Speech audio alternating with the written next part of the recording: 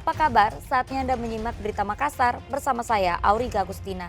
Sejumlah berita menarik akan kami sajikan untuk Anda. Berikut 3 berita utama hari ini. Kebakaran melanda asrama Kodam 14 Hasanuddin Kota Makassar. 10 unit rumah dinas milik prajurit TNI hangus terbakar. Kesal karena ditagih utang, seorang pria nekat membunuh karyawan koperasi dan membuang jasad korban ke sungai.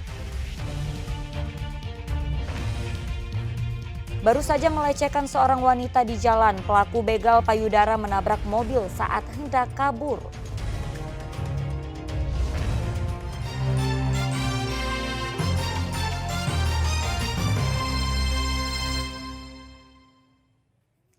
Kita ke informasi pertama, diduga korsleting listrik sebanyak 10 unit rumah dinas milik prajurit TNI di dalam asrama Kodam 14 Hasanuddin Kota Makassar ludes dilalap si jago merah. Puluhan unit mobil damkar dikerahkan untuk memadamkan api.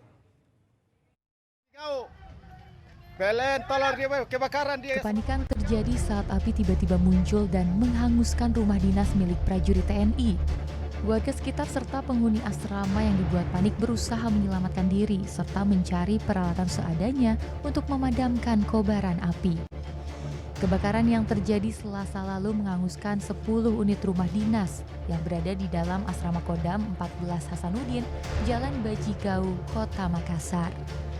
Banyaknya material bangunan rumah yang terbuat dari kayu ditambah kencangnya hembusan angin membuat api dengan cepat membesar dan meluluh lantahkan puluhan rumah dinas prajurit. Puluhan unit mobil damkar Kota Makassar juga dikerahkan ke lokasi untuk memadamkan kobaran api. Beruntung api bisa segera dipadamkan sebelum merembet ke rumah dinas lainnya. Yang terbakar ini adalah barak para prajurit tentara. Itu ada berapa jumlahnya? Yang terdata tadi itu ada 10 barak.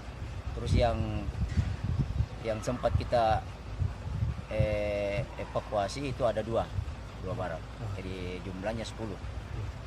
Yang terdampak 2, yang terbakar 10. Jadi untuk kendala tidak ada karena masyarakat situ sangat antusias tahu bagaimana tugas-tugas pemadam. Jadi dalam proses penanganan kebakaran kita sangat bagus dan tidak ada kesulitan apapun. Tidak ada korban jiwa dalam peristiwa ini. Petugas masih menyelidiki dari mana sumber api. Dugaan sementara kebakaran terjadi akibat adanya hubungan pendek arus listrik. Raisa Habu melaporkan dari Kota Makassar. Selanjutnya, seorang penjual sate keliling di Kabupaten Maros, Sulawesi Selatan ditangkap polisi karena diduga membunuh remaja 17 tahun yang bekerja sebagai pegawai koperasi simpan pinjam. Kesal kerap ditagih utang oleh korban jadi motif pembunuhan.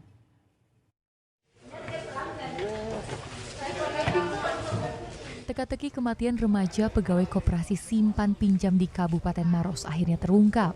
Kurang dari 12 jam, polisi menangkap pria seorang penjual sate keliling yang merupakan pelaku pembunuhan di rumahnya Selasa sore.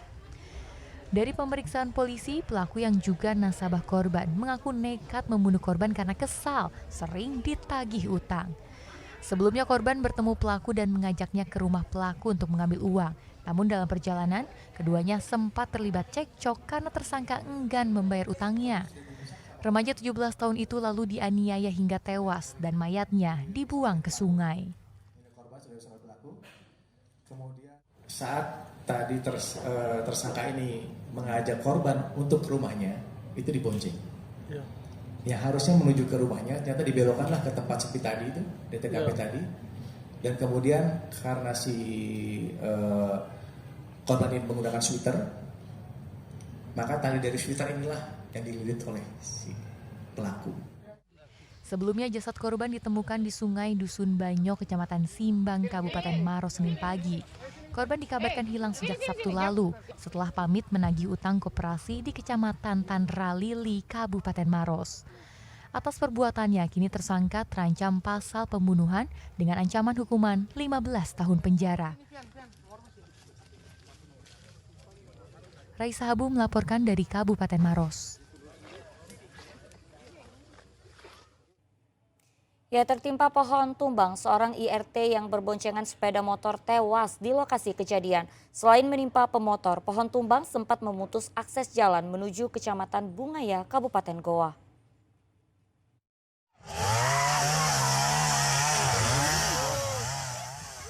Keluarga korban berteriak histeris saat melihat korban yang tertimpa pohon besar sudah tak lagi bernyawa. Sejumlah warga sekitar pun berupaya mengevakuasi korban dengan memindahkan batang pohon besar di atasnya. Kejadian naas itu terjadi di Desa Tanah Karaeng, Kecamatan Manuju, Kabupaten Goa, Selasa siang lalu. Awalnya hujan deras disertai angin kencang sempat mengguyur kawasan ini. Setelah itu, pohon kapuk berukuran besar tiba-tiba tumbang dan menimpa kedua korban yang sedang berboncengan mengendarai sepeda motor. Korban yang merupakan IRT berusia 17 tahun tewas di lokasi kejadian, sementara penumpang motor mengalami luka ringan di bagian wajah. Setelah berhasil dievakuasi, warga membawa korban ke rumah duka menggunakan tandu.